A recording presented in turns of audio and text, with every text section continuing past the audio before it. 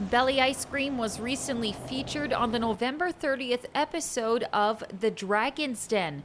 Owner Shelley Westgarth was asking for a $50,000 investment, $10,000 of which would go towards a freezer program at 3 high-end store locations in Toronto.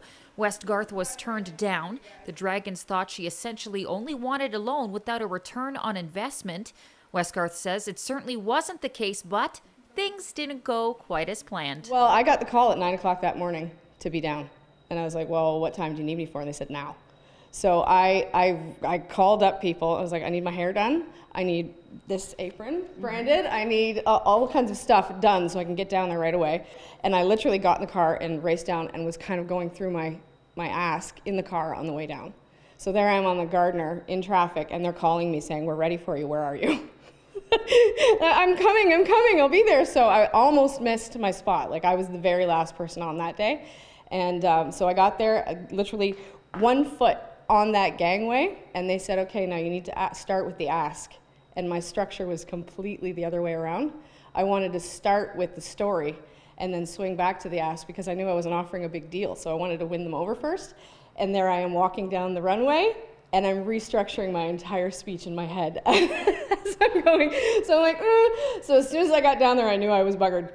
And I couldn't get it back at that point. I was confused, and they were talking about like returns, and I was thinking it was interest, not returns. And I knew what I was supposed to ask for was $75,000 return, which would have given them 150% payback. But in the heat of it, I was just like, and that was the end of it.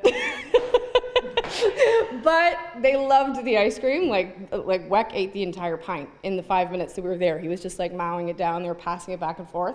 So I was like, I've got broad shoulders. I can handle like the whole looking like a goof on TV. As long as they love the product, that was all I wanted. Since the show's taping back in the spring, Westgarth says she has seen so much growth in her business. My website went up like 7,000% overnight. And it was just like constant questions. Where are you? Can we get you in BC? Can we get you in Montreal? So, I mean, there's that. Now we have instant payback to our sales to be able to say, well, they want it in BC. They want it here. So we're already having our inventory levels upped at my distributor. So instantly, my sales have gone up overnight. And then above and beyond that, we got a phone call from a guy in BC who wants to carry us for his ice cream shops with like a $1.2 million deal. So it was like an instant payback, and I was seeing the results. So I have no regrets about doing it. Westgarth says she's been asked to come back for a redemption episode. Details of that taping have not been released yet. She says the best part of this experience was putting not only her business, but the town of Huntsville on the map. Why don't Huntsville use this? Like, why don't we start branding Huntsville as like the ice cream capital of Canada? And like really like ice cream festivals and the whole thing, and play it up.